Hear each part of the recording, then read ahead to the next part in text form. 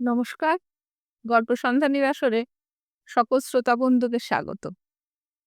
আশা করি আপনারা সবাই সুস্থ আছেন, ভালো আছেন। আজকে গল্প পাঠের আসরে আমার নিবেদন আমাদের অতি প্রিয় লেখিকা আশাপূর্ণা দেবীর লেখা গল্প 'অভিযোগ'। আমার গল্প পাঠ যদি আপনাদের ভালো লাগে তাহলে গল্প শুনে একটা লাইক দেবেন, কমেন্ট করবেন, পরিচিতদের মধ্যে শেয়ার করবেন। আর যারা আমার চ্যানেলে নতুন তারা আমার চ্যানেল গল্প সন্ধানীকে সাবস্ক্রাইব করে আমার সাথে থাকবেন। শুরু করছি আজকের গল্প 'অভিযোগ'। অভিজাত বিপণী নয়, ফুটপাতে চট পেতে বসা স্বল্পক্ষণ স্থায়ী তুচ্ছ দোকান। তবু রকমারি মনোহারীর বিচিত্র সমাবেশে অনেকগুলি মাথাকে টেনে এনে সেখানে ঝুঁকিয়ে ফেলেছে। তা অনেক প্রয়োজনীয় বস্তু এখানে মেলে, যেমন চিরুনি, মাথার কাঁটা, সেফটি পিন, তালা চাবি, দুধের ছাঁকনি, মশারির ফিতে, বোতাম, সুতোর রিল, আরও এটা ওটা। তবে অপ্রয়োজনীয়ের সংখ্যাই বেশি। কিন্তু অপ্রয়োজনীয়কে প্রয়োজনীয়ের থেকে আকর্ষণীয় করে তোলার নামই তো ব্যবসার আর্ট। আর সে ব্যাপারে এই ফুটপাতের দোকানিরাও কম আর্টিস্ট নয়। এ দোকানের দোকানি প্লাস্টিকের অজস্র সম্ভার ছাড়াও কাঁচ, কাঠ, লোহা, পিতল, টিন, পুঁতি ইত্যাদিতে গড়া মালা, চুড়ি, কানের ফুল, পিন, লকেট, আংটি, বোতামের সম্ভার এমন মোহনীয় করে সাজিয়ে রেখেছে যে পথ চলতে লোক অকারণেও একবার দাঁড়িয়ে না পড়ে পারবে না। অবশ্য প্রধানত মহিলাকুল। বস্তুর আকর্ষণের কাছে যারা চিরশিশু, অস্বীকার করে লাভ নেই। দরকার না থাকলেও মনোহর দোকানের সামনে একবার দাঁড়িয়ে না পড়ে পারেন না তারা। আর রঙিন খেলনার দোকানের সামনে সহসা দাঁড়িয়ে পড়া ঠাকুমা এবং নাতনির চোখে কি একই আহ্লাদের আলো জ্বলে ওঠে না? শাড়ির দোকানের সামনে দাঁড়ানো মা মেয়ের চোখে একই প্রেমাকুল দীপ্তি। আমার খানিকটা মশারির ফিতের দরকার ছিল, তাই ভিড় কমার অপেক্ষায় একটু দাঁড়িয়েছিলাম। কমার বদলে ভিড় বেড়েই গেল। বছর ছয়েকের একটা মেয়ে, বোধ করি বাপের সঙ্গেই অনর্গল কথা বলতে বলতে পথ চলতে চলতে হঠাৎ দাঁড়িয়ে পড়ল। পুরনো কথা ছেদ টেনে বলে উঠল, বাবা, তুমি যে একদিন বলেছিলে মালা কিনে দেবে। বলতে কি বাবার প্রতিশ্রুতি রক্ষার ইচ্ছার আভাস মাত্র দেখতে পাওয়া গেল না। মেয়েকে টানবার চেষ্টা করে বলে উঠলেন ভদ্রলোক, হবে হবে, তারা কি, চল চল। না, আমি মালা নেব। মেয়েটা পাদমেকং ন গচ্ছামির ভঙ্গিতে দাঁড়িয়ে থেকে বাবাকে টেনে ধরে রাখলো সেই দোকানের কাছে এবং পিতা কন্যার দ্রুত বাক্যালাপ চলল। মেয়ের স্বরে অভিযোগ, বাপের স্বরে প্রবোধ। হুম, তুমি কেবল বলো পাওয়া যায় না, পাওয়া যায় না, এই তো কত মালা। দূর, ও মালা আবার ভালো নাকি? ও তো ফুটপাতের।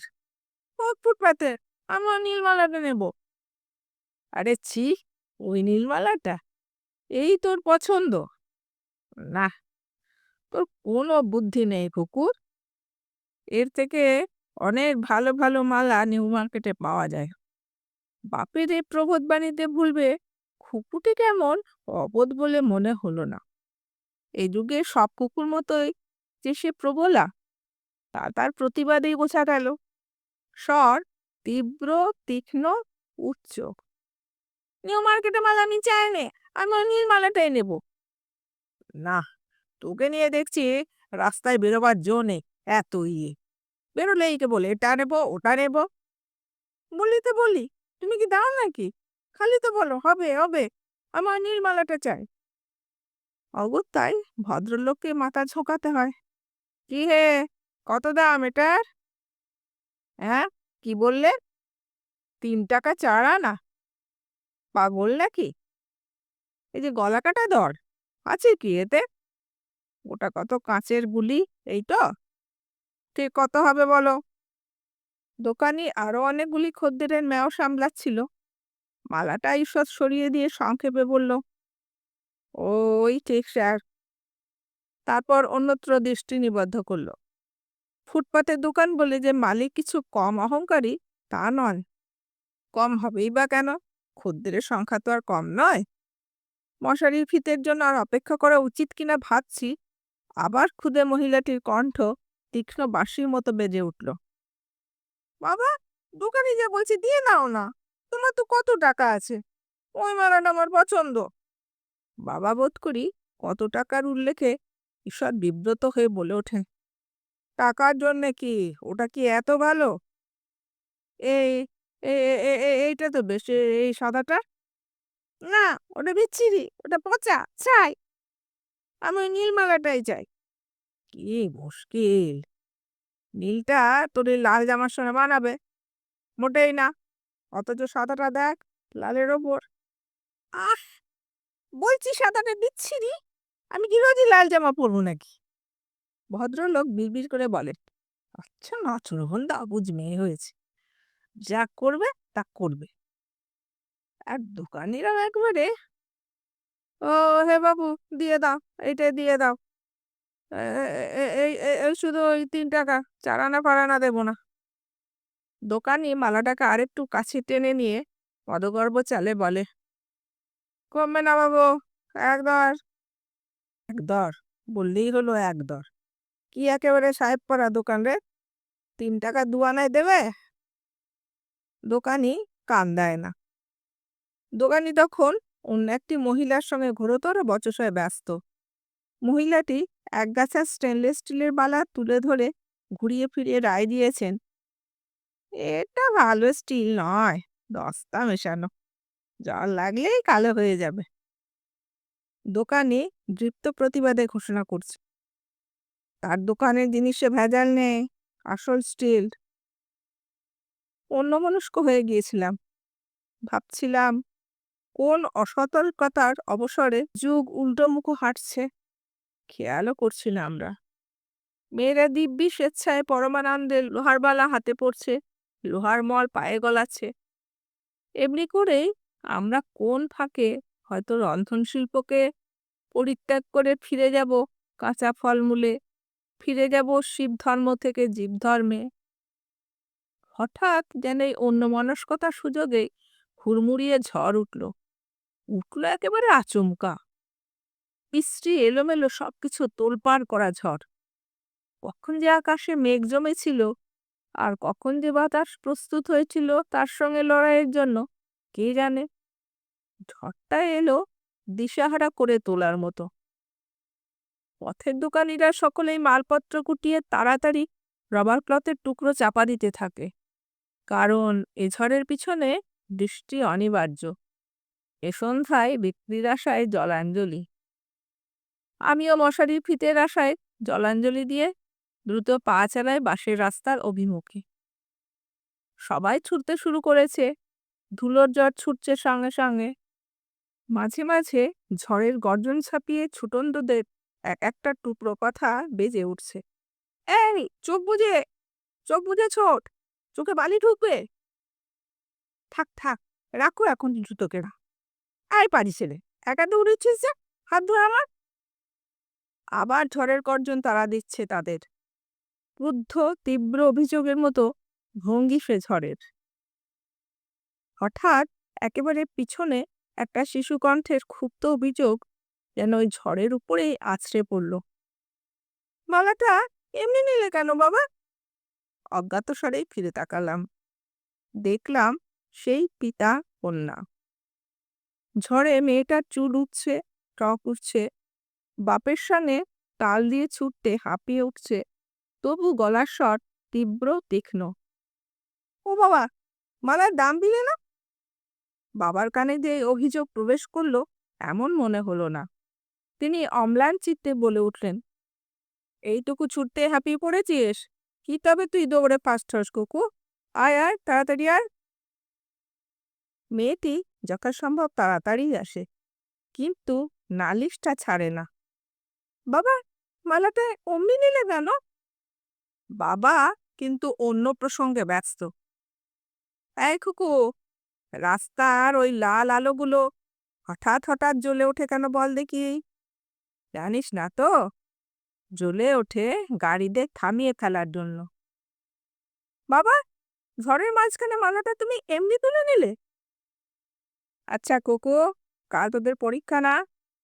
কিসের পরীক্ষা? তুই তো তাতে ফার্স্ট হবি। ঝড়ের শব্দ কমে আসছে, মানুষের কণ্ঠস্বর ক্রমশই জয়ী হচ্ছে। বাবা, দোকানিকে না বলে মালাটা নিলে কেন? বাবা যেন এতক্ষণে সচকিত হন, যেন এতক্ষণে মেয়ের অভিযোগ তার কানে পৌঁছায়। সস্নেহ করুণায় বলে ওঠেন, কি বলছিস? দোকানিকে না বলে? এই দেখো বোকা মেয়ের কথা, না বলে কি রে? বললাম না যখন ঝড় উঠল। বড় বড় ফোঁটা নিয়ে বৃষ্টি দেখা দিল। বাসের দিকে ছুটতে শুরু করেছি, পিছন পিছন উড়ে আসছে সেই লাল ট্রাক। তুমি বাজে কথা বলছো, তুমি না বলে নিলে। বাবা এবার বিরক্ত হয়ে ধমক দেয়, দেখো কো, বাজে ফ্যাচ ফ্যাচ করিস নে। না বলে আবার কি? না বলে নেওয়া যায়? দোকানি কি তোর মামা যে আমায় আমজি দেবে? চল না বাড়ি গিয়ে দেখবি কি সুন্দর। আমি দেখবো না, কুকু ক্রুদ্ধ গর্জনে বলে। আমি চোখ বন্ধ করে থাকবো? তুমি পয়সা না দিয়ে নিয়েছো? বৃষ্টি জোরে এসে গেছে। প্রার্থিত বাসটি কখন আসে কে জানে। বাসস্টপের একটা শেডের নিচে দাঁড়িয়ে পড়তে হলো। পিছন পিছন লাল ট্রাকও এসেছে বাবার সঙ্গে। ভঙ্গি অধিকতর বিদ্রোহাত্মক। আমি দাঁড়াচ্ছি, তুমি ছুটে গিয়ে পয়সা দিয়ে এসো। এখন আর পথে ছুটতে ছুটতে কথা নয় যে বাতাসে ভেসে যাবে। এখন কথা এতগুলো দাঁড়িয়ে পড়া কৌতূহলী মানুষের দৃষ্টির সামনে। ধৈর্যের বাঁধ আর কতক্ষণ থাকে? তারও তো একটা সীমা আছে। অনেকক্ষণ থেকেই ধৈর্যের পরীক্ষা দিচ্ছিলেন ভদ্রলোক, এবার কেল করে বসলেন। সহসায় মেয়েটার গালে ঠাস করে একটা চড় বসিয়ে দিয়ে চাপা গলায় গর্জন করে উঠলেন, খালি খালি এক কথা বলছি দিয়েছি, তুই দেখতে পাসনি? তা হচ্ছে না। চটটা বোধ করি একেবারেই অপ্রত্যাশিত, তাই মেয়েটা হঠাৎ যেন কাঠ হয়ে গেল। শুধু ক্রন্দন সংবরণের চেষ্টাটুকু ধরা পড়তে লাগলো তার পাতলা ঠোঁট দুটোর কম্পনের মধ্যে। অতটুকু মেয়ের এই সংযমের ভঙ্গিটা আশ্চর্য। না দেখতে পাওয়ার ভান করতে হয়, নচেত ভদ্রলোক অপদস্থ হন। তবু মেয়েটার তীব্র আকর্ষণে সমস্ত চেতনাকে টেনে রেখেছে ওর দিকে। দাঁড়িয়ে থাকা ভদ্রলোকের মধ্যে দু একজন অস্ফুটে বলে উঠলেন, আহা হা হা, বাচ্চা মেয়ে। অতএব মেয়ের বাপ ভদ্রলোকে অপ্রতিহত হতেই হয়। বকুলের পথ ছেড়ে তোয়াদের পথ ধরেন অতএব। এই দা, একটুতেই অমনি মেয়ের কান্না এসে গেল। এই না বলিস বীর হবি, যুদ্ধে যাবি, খালি খালি বাজে কথা বলছিস। আমার বুঝি রাগ হয় না? বলছি ঝড়ের সময় তাড়াতাড়ি পয়সা দিয়েছি, দেখতে পাসনি যে। আর তুই কেবল তা যাই বলিস, পছন্দ আছে তোর, এটাই ভালো। আমি তো বোকার মতো সাদাটা নিতে বলছি না, তা নীল রং লালের ওপরও মানায়। এই তো দেখ না। নিজের মতবাদই খণ্ডন করেন ভদ্রলোক মেয়ের মন রাখতে, এবং বোধ করি চাকচিক্যে শুধু মেয়ে মনকে জালে আবদ্ধ করে ফেলতেই পকেট থেকে মালাটা বার করে মেয়ের গলায় পরিয়ে দেন। কিন্তু পর মুহূর্তেই একটা বিপর্যয় ঘটে গেল। মেয়েটা দুহাতে প্রবল টান দিয়ে মালাটা ছিঁড়ে টুটি টুটি করে দানাগুলো ছুঁড়ে ছড়িয়ে ফেলে দিতে দিতে এতক্ষণে আটকে রাখা কান্নাটাকেও ছড়িয়ে দিল। চাই না, চাই না আমি মালা পরতে। আমি তো কিনে দিতে বলেছিলাম।